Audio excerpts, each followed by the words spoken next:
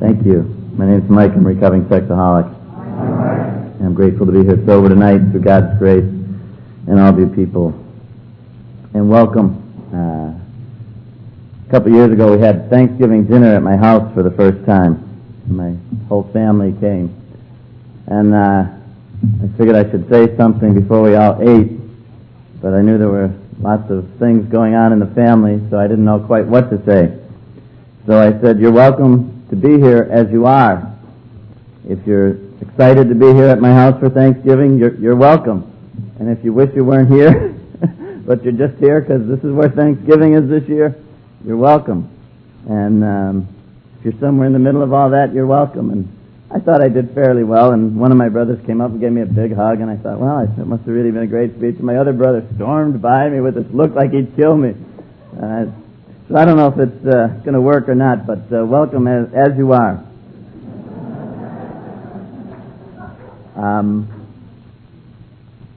Maybe newly sober, maybe not sober, maybe dragged by a husband or a wife, maybe 10 years sober and happy, joyous, and free, and probably for many of us somewhere in the middle. Welcome. I want to dedicate my remarks today to Catherine Walsh, my great aunt who died last week. And I want to say to her, Slanawalia Gias Moirit, which is simply, we'll meet again, God and Mary be with you in Irish. I was in Ireland when my aunt died in Oregon, and I was in the house that her mother left over 100 years ago, a house, I'm not good at space, but a very small house that raised 7 children.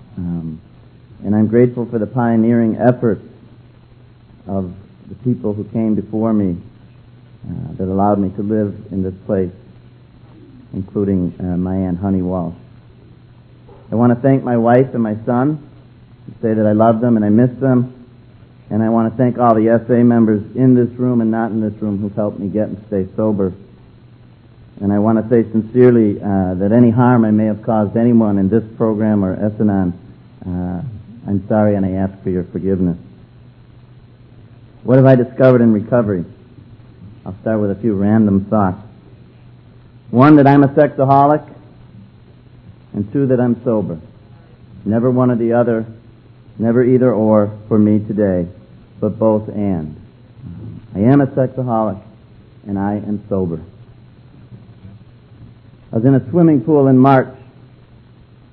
I went on a little weekend getaway with my wife and my son. And the first night I was in the swimming pool was a rather typical night in the swimming pool for me. I spent about 80% of the time under the water praying with my eyes closed. Which was good enough because I stayed sober. And the next day, Saturday, was a very different day. Many of the same people appeared to be out, wearing pretty much the same garb, it being a swimming pool. And I prayed once, and I helped my son learn how to swim for 2 hours without lust, without having to run from lust, without having to dive under the pool and pray. It was the first time in 10 years that I really knew I was sober. I'm sober today. But I am a sexaholic. I've been trying to make friends with women. I made a friend in another fellowship.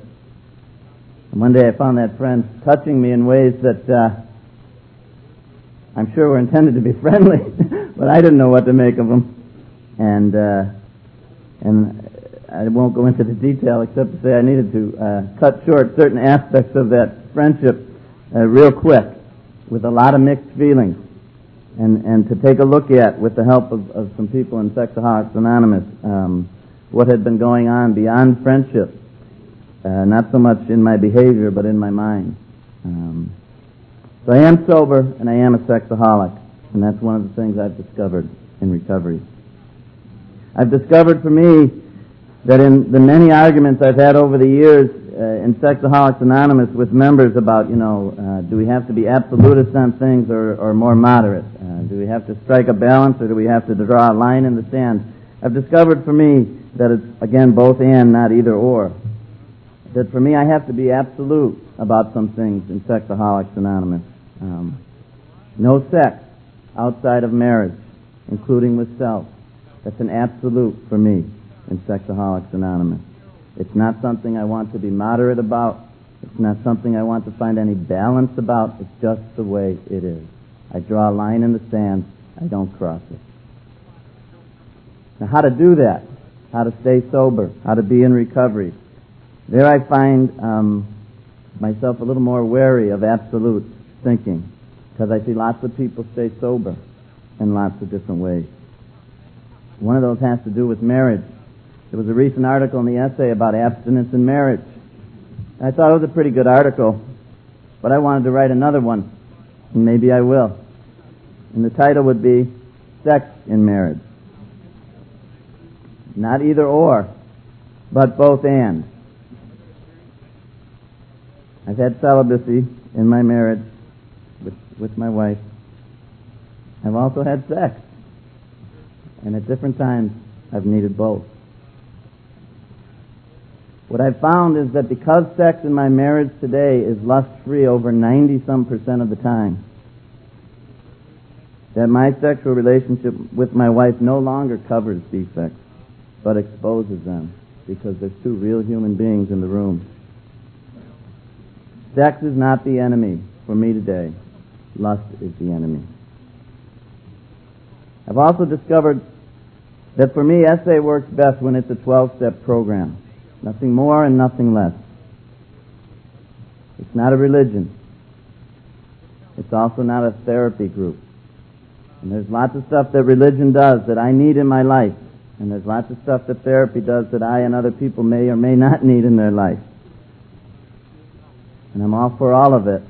But Sexaholics Anonymous is a 12-step program for sex drunks who desperately need to get sober. And when I remember that, and when my group remembers that, things seem to go better. Those are some of the things that I've discovered in recovery. My early years of sobriety I would call rather strict. No sexual fantasy of any kind. Constant prayer, probably 100, I'm powerless over lust, God help me, a day.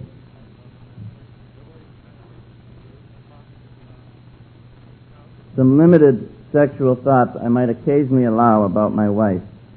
All others were banished. Even the thoughts about my wife were scrupulously observed to examine the percentage of lust content in them. No R-rated movies, no X-rated movies. And those movies rated lower than that had to be reviewed by my movie reviewer. A gentleman in AA named Bob A. reviews my movies for me and just simply says, without giving me any detail, yes or no.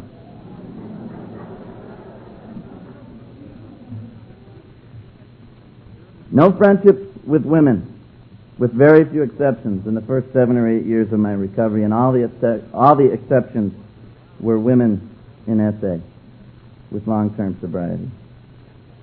Strict sponsorship. If someone wanted me to be their sponsor, there was very little gray. There were a lot of blacks and a lot of whites. I remember saying in a meeting when someone announced that they had started a new type of SA meeting for a certain type of group that I won't get into. I remember saying in all my young sureness, sounds really interesting, but it's not an SA meeting. Well, we lost 5 or 6 members on that one.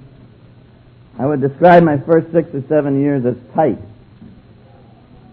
Necessarily so, because I was a sex drunk, and I didn't know how to stay sober, and I had to stay sober, and I desperately wanted to stay sober. I didn't ask any questions about why I was a sex drunk,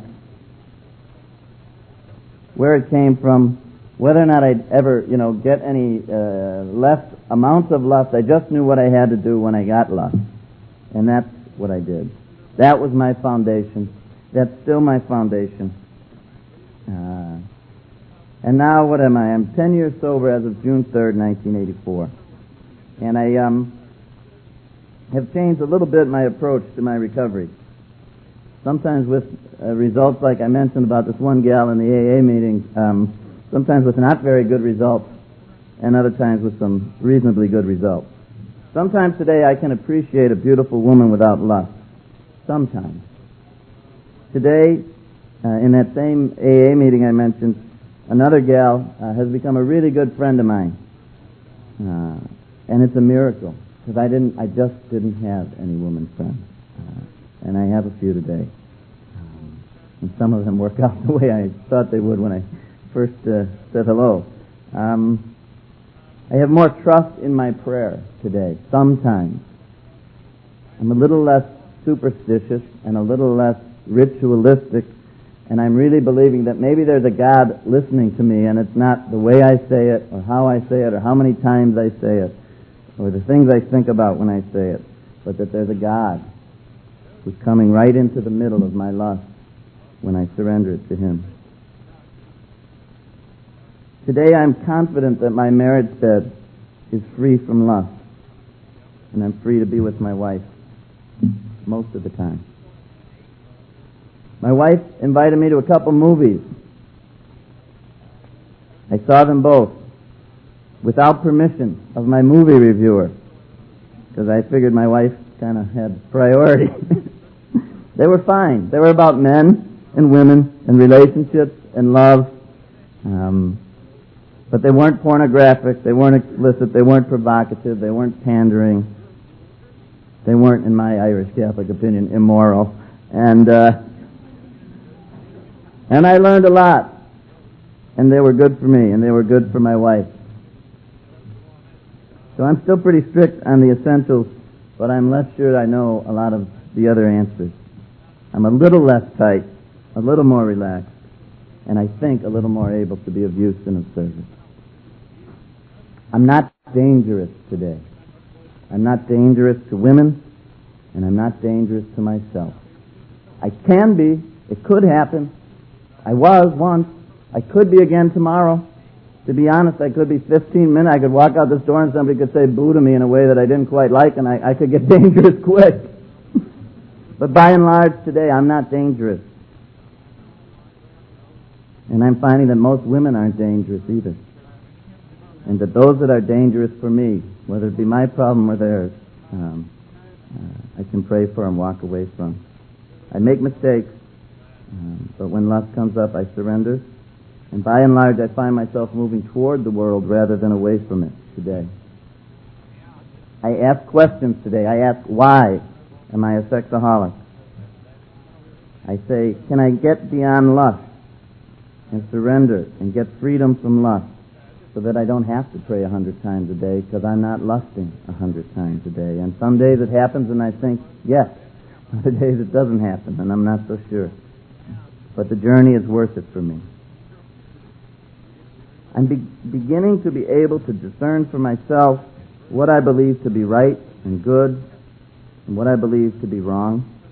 To turn away from something, yes, because I'm a sexaholic, but also because I'm moral. And this behavior or that attitude or this desire is not in keeping with my dignity or with whatever woman might be in the picture at that time. And sometimes it's the behavior of a particular woman that's not in keeping with my dignity or my need for privacy or my boundaries. And I'm learning that today. I'm sometimes saying, yeah, that's evil. And I just choose the good. And I have that power today through the grace of God and Sexaholics Anonymous. So I'm moving forward. I'm not going back. I'm never going back. Say a little more about my marriage. Known my wife for 16 years. Dated her just about all of those. We've been married almost 10 years. My sexual relationship with her prior to our marriage I would describe as angry, demanding, 100% initiated by me. At times abusive. Then I found program. Celibacy period. Best thing that ever happened to either one of us. Finding ways to be together, to talk, to touch, without sex, without lust. Marriage, trying to establish a sexual relationship in marriage, resentment, anger, demand, push, a lot of push. Come on, come on, come on, push. Lust, fantasy. Somewhere early on, a lot of the direct lusting, the fantasizing about other people went away, but there was still a lot of push and a lot of demand and a lot of anger. And we did something about 5 years back. We relived our history together. We went back to all the neighborhoods and places that we had dated from the time that we were 22 years old together. We went back to those places and had dinner and talked about what it was like to be together then, what worked, what didn't, what still hurt, what had healed, what still needed to heal. I found it excruciating. I never liked these places much anyway. But I also found it very healing. And something began to change. Occasionally my wife showed some interest in making love. I, who had been demanding this for 15-some years, I don't know, never knew quite what to do when I finally got what I wanted, and usually ran the other way. What? A couple of years ago, Lent was upon us, and we talked about doing a celibacy period for Lent. And we had a couple discussions about it, and it was kind of weird. Like, I knew something was going on, but I didn't know what it was. And I could tell my wife knew something was going on, and I don't know if she knew what it was. And finally, we both just started laughing together. And I don't know who said it first, but one of us just said, we don't want to do a celibacy period. If it works, don't fix it. And it was working. We were together, able to be sexual together, without lust, without anger, without demands, without pressure, without pushing. I don't want to paint a picture that it is or was perfect, only that it was basically healing, healthy, and whole. There was no secret evil hiding underneath the pillow. There was no lust that needed to be torn out. It was just me and this gal, Kathy, that I had married 10 years ago.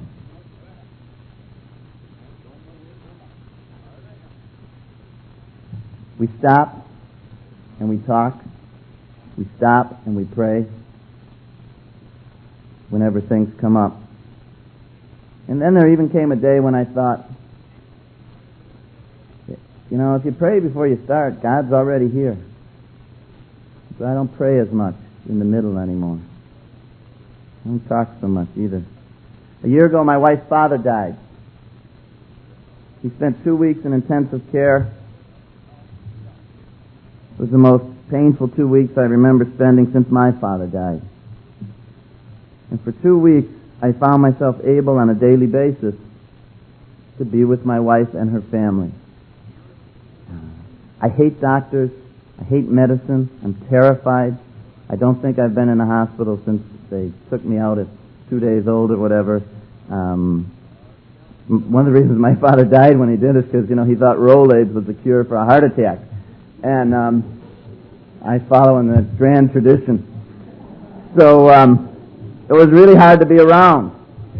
And I got the power and the strength to be there. And I found myself asking doctors questions, and I couldn't believe it, particularly since I have a tendency to pass out when anyone says the word blood. And I did. I passed out right in front of this doctor. And the nurse got me some water, and I drank the water, and I stood back up, and I started asking him questions about my father-in-law, whose life was being extended senselessly. And I was man enough to say, no, that's not going to go on anymore. We lost a baby 2 months ago. We had an ectopic pregnancy. I say we, my wife had an ectopic pregnancy, and I was along for the ride. And again, it was a very painful experience, and it surprisingly to me raised questions about my recovery. And I know intellectually today that it had nothing to do with my recovery, but I said, well, maybe sex is evil, because my wife is a sick girl, and my baby's dead. And then maybe I did it. And I was able to talk to members of my family, and members of Alcoholics Anonymous, and members of Sexaholics Anonymous, who've become my best friends over the last 10 or 12 years, and talked through some of that with my wife, able to name my child, able to name godparents in heaven for my child with this woman, Kathy, that I love. Last thing I want to say is about the 12th step. Having had a spiritual awakening as a result of these steps, we try to carry this message to sexaholics and practice these principles in all our affairs. I was at my meeting Wednesday night, and I noticed there were 6 people in the room that I was sponsoring. And I thought, that's pretty good. Because for a few years there, I just wasn't really sponsoring many people. I was in a real tight place, and I was afraid to get too close to the sick and suffering sexaholic lest I relapse. I mean, this is 7 and 8 years into recovery. And somehow in the last 2 years, I've begun to reach out again and to spend a lot of time both with people with, a year and 2 and 3 years behind them dealing with the issues that come up then, and with newcomers trying to get and stay sober. It started because I was sick of a guy in our meeting. I may have told this story before, and I took him out to lunch to basically read him the riot act and hope that he'd disappear. And I got done and he said, "You're absolutely right, be my sponsor."